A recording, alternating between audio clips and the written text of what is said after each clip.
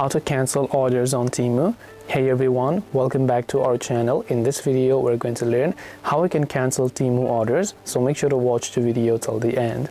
In order to cancel orders on Temu, it's actually quite very simple to do so, because all you have to do is just go to temu.com or the app. Now first of all, it also depends upon what stage the order is, and if the order has already been packaged and shipped to the warehouse and the only left thing is that it's left to be delivered to you, in that case the order might not be cancelable.